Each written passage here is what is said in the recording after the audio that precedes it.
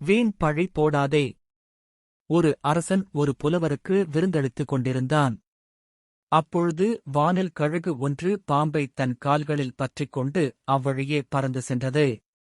பாம்பின் வாயிலிருந்து ஒரு துளி விஷம் அரசன் வைத்திருந்த உணவுப் பாத்திரத்தில் விழுந்துவிட்டது.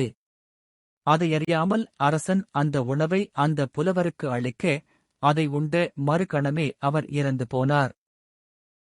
அரசன் துடித்துப் போனான். புலவரின் மரணம் அவனை வேதனையில் ஆழ்த்தியது.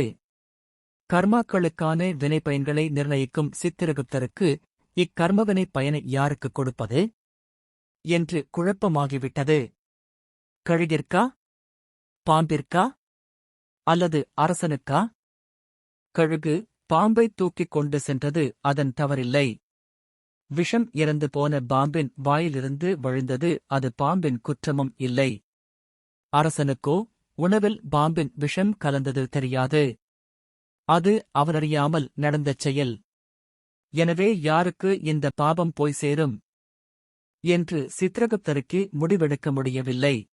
இதைப் பற்றி யமதர்மரிடமே கேட்போம் என்று தன் குழப்பத்தை கூறினார் சித்திரகுப்தர். சித்திரகுப்தர் கூறியதைக் கேட்ட யமதர்மன், சற்று நேர சிந்தனைக்குப் பிறகு இதற்கான விடை விரைவில் கிடைக்கும். அதுவரை பொறுமையாக இரு என்றார். ஒரு சில நாட்கள் கழித்து மற்றொரு புலவர் அரசனின் உதவியை நாடி வந்தார்.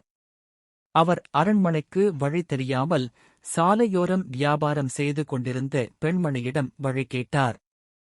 அப்பெண்மணியும் அவருக்கு சரியான பாதையை கூறிவிட்டு, இந்த அரசன் இரக்கமற்ற கொடியவன், புலவர்களைக் கொல்பவன், அவனிடம் சற்று எச்சரிக்கையாக இருங்கள் என்றாள்.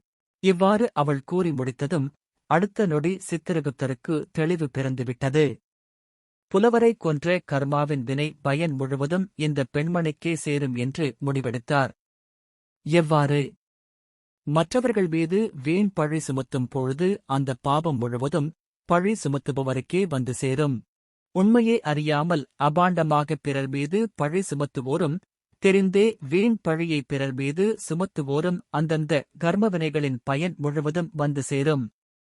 அதை அவர்கள் அனுபவித்தே தீர வேண்டும். எந்த ஒரு விஷயத்தையும் திரித்து, பொய் சொல்லி, மற்றவர்கள் மீது பழி சுமத்தும் ஒவ்வொருவரும் அதற்கான வினைப்பயனை அனுபவித்தே தீர வேண்டும் என்பது நியதி. எனவே உண்மைகளை மட்டுமே சொல்லுவோம், நன்மைகளை மட்டுமே பெறுவோம். பிறரது சாபத்தையும் பழியையும் வீணே நாம் பெற்றுவிடக்கூடாது. எனவே பிறர் மீது அபாண்டமாக பழி சுமத்துவதைத் தவிர்ப்போம். எனவே தேவையற்று பிறரது பாபங்களை நாம் சுமக்காதிருப்போம். அனைத்தும் இறை மயம், எல்லாம் இறைவனின் செயல்.